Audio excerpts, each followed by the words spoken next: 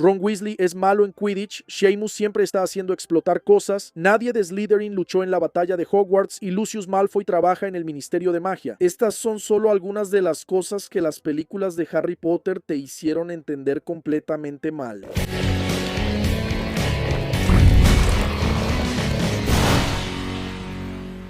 ¿Qué onda, magos? ¿Todo bien? Toda adaptación tiene sus diferencias con respecto a la obra original, ya estamos cansados de saber eso, y las películas de Harry Potter son un gran ejemplo, porque existen varias diferencias con respecto a los libros, sean positivas o negativas. El punto es que algunos de estos cambios hicieron que algunos fans entendieran completamente mal algunas cosas sobre Harry Potter, y justamente de eso vamos a hablar hoy. Les recuerdo que todos los temas de este video son dudas y preguntas que recibo de las personas que ven los videos, comentarios de los videos, comentarios en mis redes sociales. Entonces no son cosas que simplemente estoy sacando de la nada. El primer tema es: desarmar a alguien automáticamente cambia la lealtad de la varita. Cuando las películas dicen, ¿verdad?, que la varita cambia de lealtad, que Olivares está ahí evaluando la varita que era de Draco y dice que cambió la lealtad porque Harry lo desarmó. Listo, eso fue suficiente para que pensaran que en cualquier ocasión cuando alguien es desarmado, listo, cambió la lealtad de la varita, se acabó. Hasta en una situación de duelo, entrenando ahí, no sé, en un club de duelo, si alguien recibe un Expelliarmus y es desarmado, cambió la lealtad.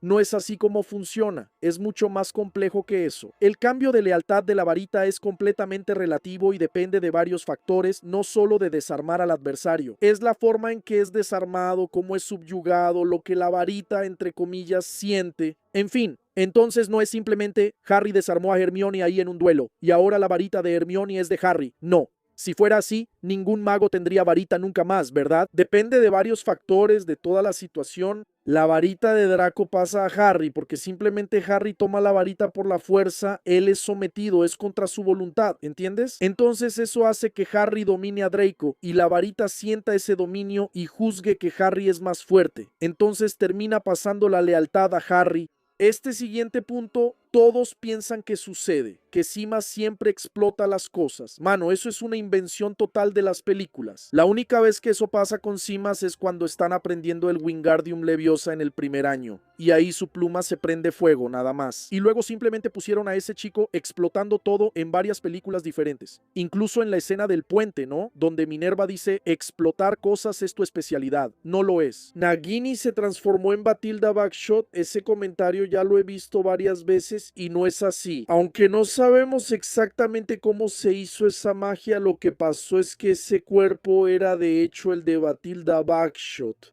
No era Nagini transformada en Bathilda y simplemente vuelve a ser Nagini. No, Nagini estaba dentro del cuerpo muerto de Bathilda Bagshot, reanimado por magia oscura.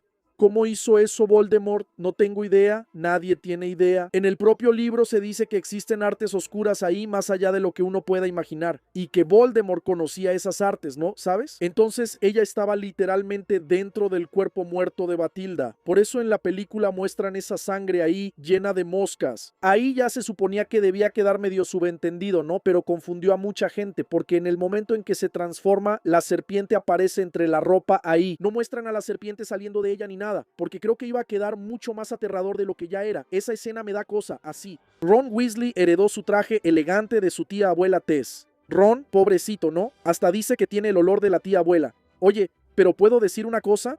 Yo creo que el traje de Ron está mucho más chido que el traje que usa Harry, por ejemplo. El de Ron es mucho, pero mucho más de mago, mano. Yo creo que está mucho más chido. En fin, las películas nos hacen creer eso, ¿no? Pero eso es una invención total de la película. No existe la tía abuela Tess, simplemente no existe. Esa ropa fue comprada en el callejón Diagon, en una tienda de segunda mano. Y eso se muestra en los libros. Molly compra la ropa y se la da a Ron antes de que él vaya a Hogwarts. No existe eso de que la ropa se entregue allá en Hogwarts, no. Otro punto en el que las películas, principalmente la primera, inducen a las personas a creer es que Harry, Ron y Hermione se hicieron amigos muy rápido, ¿verdad? Enseguida se hicieron amigos ahí en Hogwarts. Pero la realidad es que el primer mes en Hogwarts, el primer contacto que tuvieron con Hermione Hermione no fue muy bueno ahí en el expreso de Hogwarts. Sí, en la película incluso intentan retratar eso, pero de una forma más ligera. Ron incluso dice, no, en el momento de la selección, esa está loca y todo eso, pero en el libro hay mucho más intercambio de indirectas, incluso por parte del propio Harry. Harry trata mal a Hermione, solo que la película hace que la gente piense que se hicieron amigos de inmediato. Así que bueno, no podían ser mejores amigos de inmediato, pero ya había una relación y ya se caían bien. No, en el libro tarda un poco más y es solo después del troll ahí que realmente se vuelven amigos. La primera película también te hace creer que la pronunciación incorrecta de Ron en el hechizo Wingardium Leviosa es porque él estaba diciendo Leviosa, pero en realidad lo que él dice mal en el libro es el Gar de Wingardium.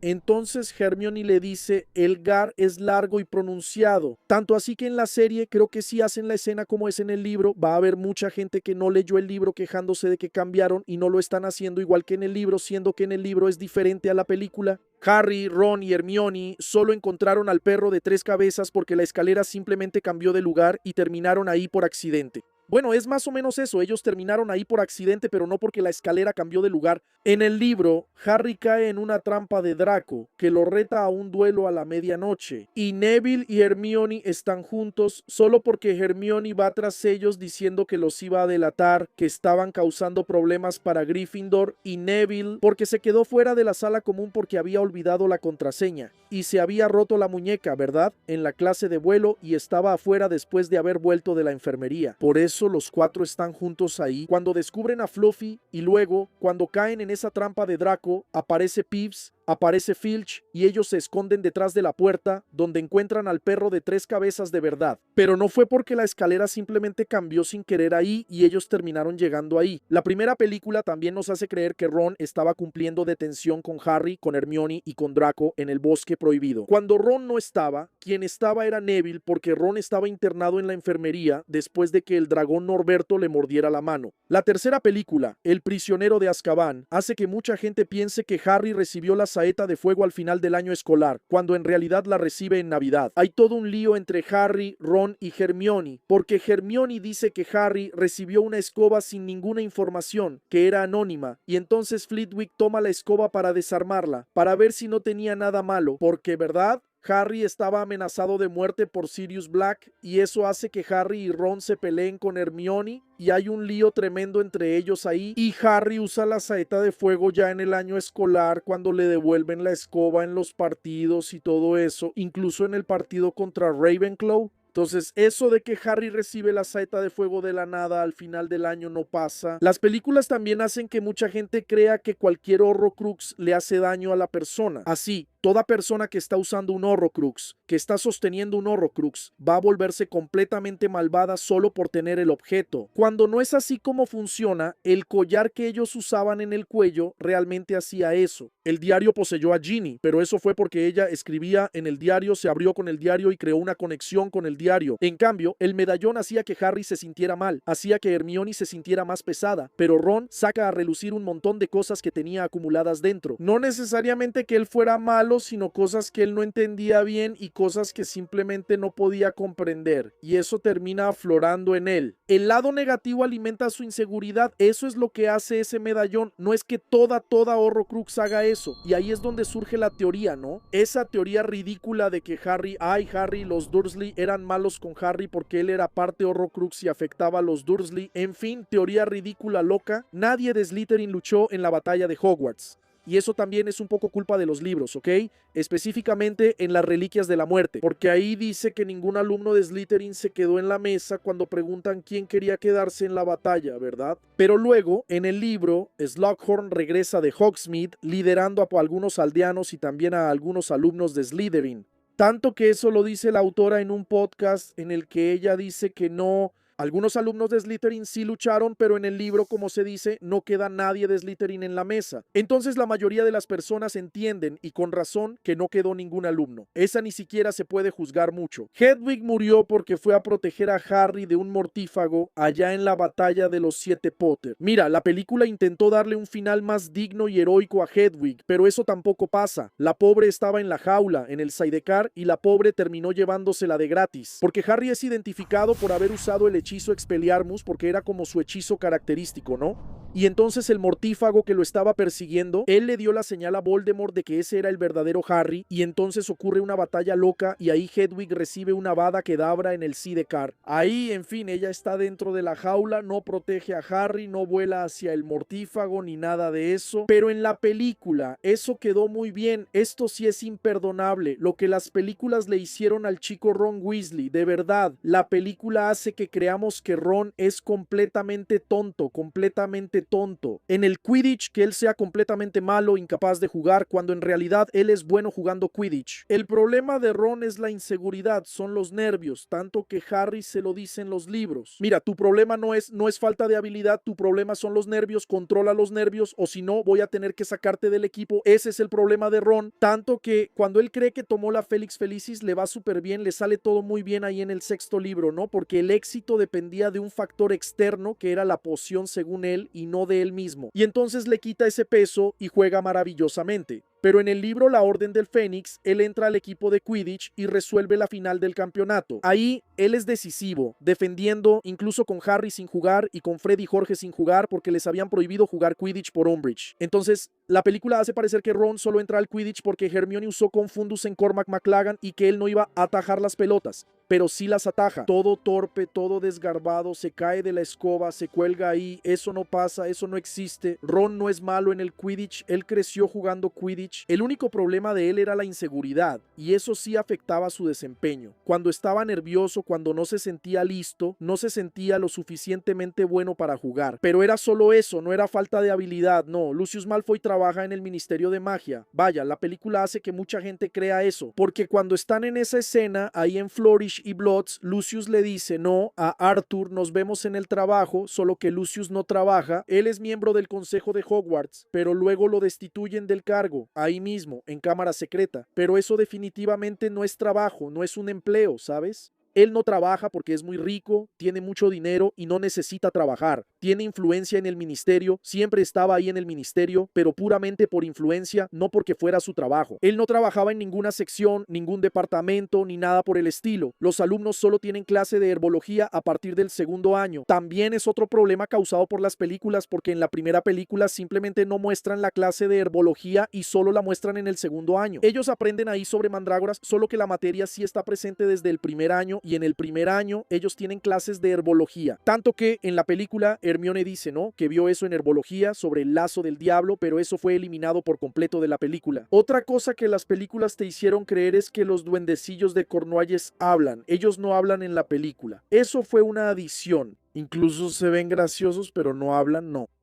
La segunda película, específicamente, también te hace creer que el Ictus Rictus Sempra es un hechizo que causa impacto lanzando a la víctima hacia atrás, cuando en realidad el Ictus Rictus Sempra es un hechizo que hace que la persona se ría incontrolablemente, le hace cosquillas a la víctima y la persona que sufre las cosquillas empieza a reír de manera incontrolable y perturbadora, solo que en la película simplemente cambiaron completamente el efecto del hechizo. Estoy hablando del Ictus Rictus Sempra, no del Sectum Sempra, son hechizos diferentes. La película Prisionero de Azkaban nos hace creer que Harry pierde el control con su tía Marge. Muy fácil, de manera muy rápida ella llegó a la casa y terminaron de almorzar. Y entonces ella empieza a hablar tonterías sobre los padres de Harry y Harry pierde el control. Cuando en realidad ella se queda una semana en la casa de los Dursley y pasa una semana fastidiando a Harry, entonces así él pierde el control, con mucha razón, porque fue una semana siendo fastidiado e insultado. Y entonces, al tercer día, él explota una copa en la mano de ella y luego,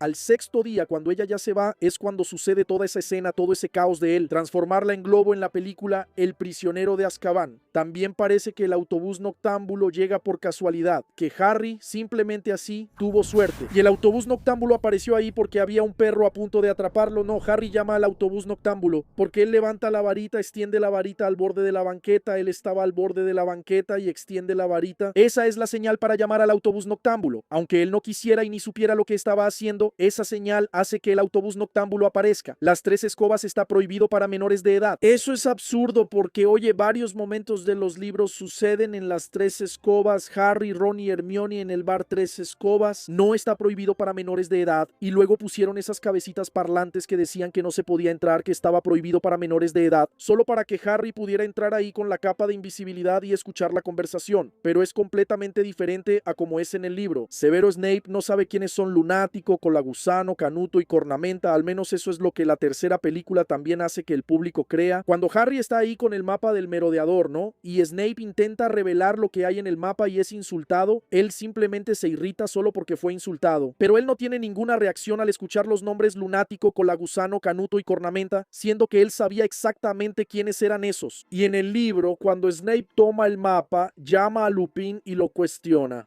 Como Harry tenía eso, sospechó que lo había recibido de manos de los propios creadores del mapa, porque él sabía quiénes eran los merodeadores. Sabía quién era Lunático, Colagusano, Canuto y Cornamenta.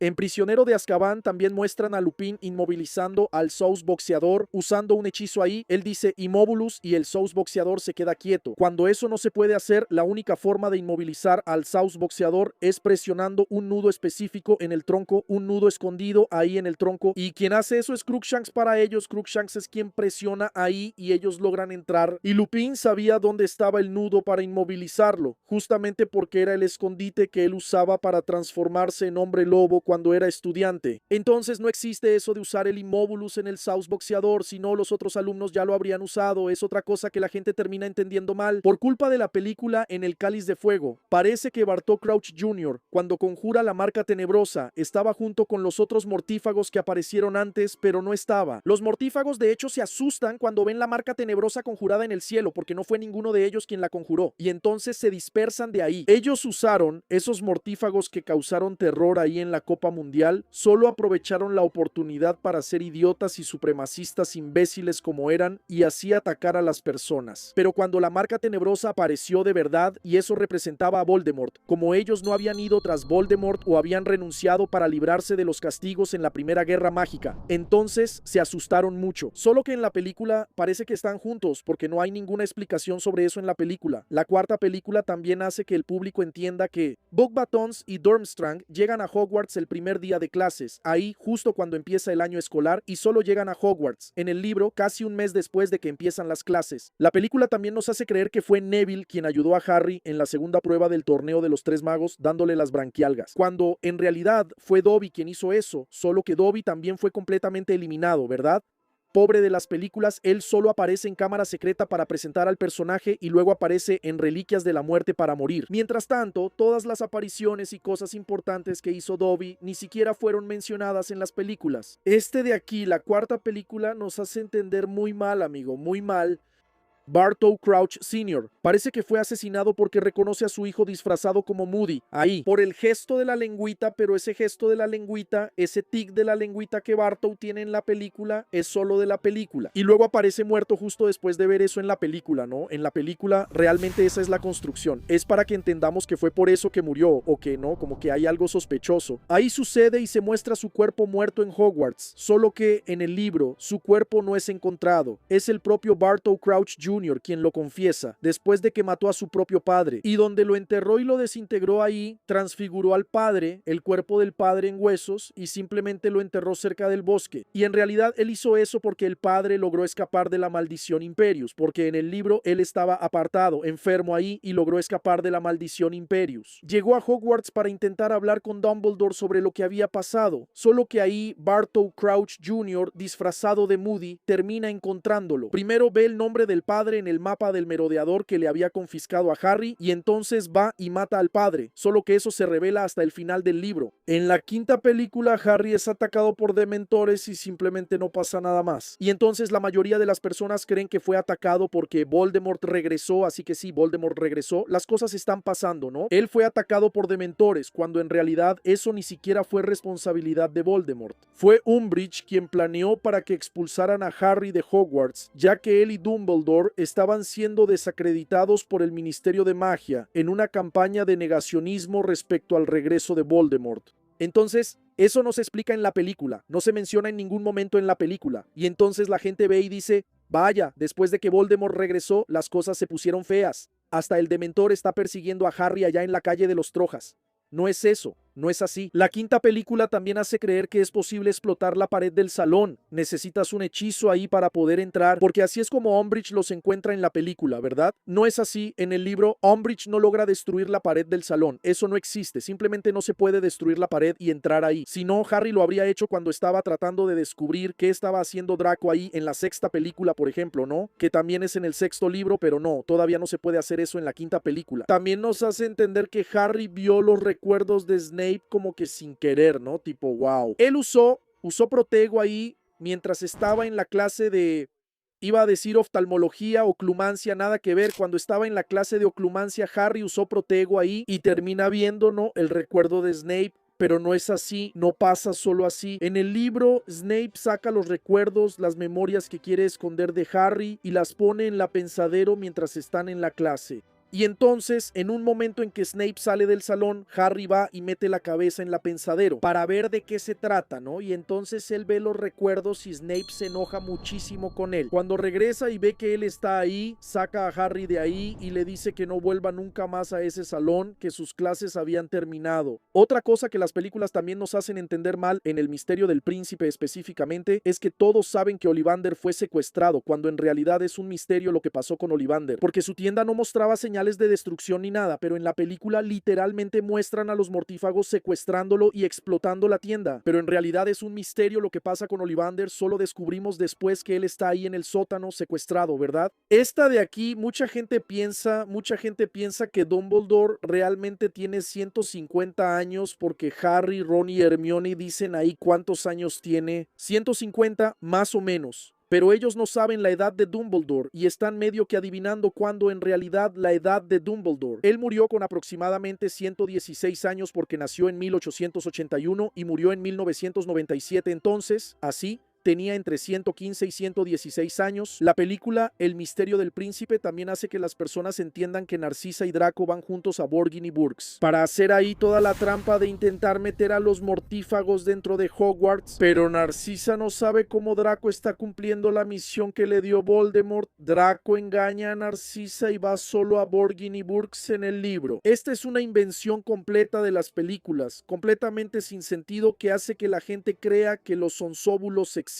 Ya he hablado de esta escena algunas veces por aquí, pero cuando Luna encuentra a Harry ahí en el expreso de Hogwarts, él tiene la cabeza llena de sonzóbulos, pero el hecho es que los sonzóbulos no existen, solo que en la película los hicieron existir, de verdad no existen, de hecho no existen, en esa escena. Aquí, quien encuentra a Harry es Tonks, no tiene nada que ver. Quien arregla la nariz de Harry es Tonks, no tiene nada que ver con Luna. Y otra cosa que la gente también entiende mal, por culpa de El misterio del príncipe, es que Ron entra al equipo de Quidditch solo ese año, sino en el quinto año. Hasta lo mencioné, ¿no?, en el otro tema sobre la gente que piensa que Ron es malo en el Quidditch. Este tema aquí es como una extensión de ese. Mucha gente piensa que Ron solo entra al Quidditch en sexto año y que también es muy malo jugando, lo cual no es verdad. Harry conoce a Guy en la séptima película. Cuando van a hacer el traslado de Harry a un lugar seguro, ahí Guy llega presentándose: hola Harry, Bill Weasley, y le debo esto al hombre lobo Greyback. Cortaron la escena donde el tipo es atacado en la película anterior, cortaron su presentación en el cuarto libro, en la cuarta película donde se conocen personalmente. Harry, sí mano, y ahí solo lo presentan, no es así como pasa. Entonces la gente piensa que Harry conoce a Bill solo ahí. En ese momento,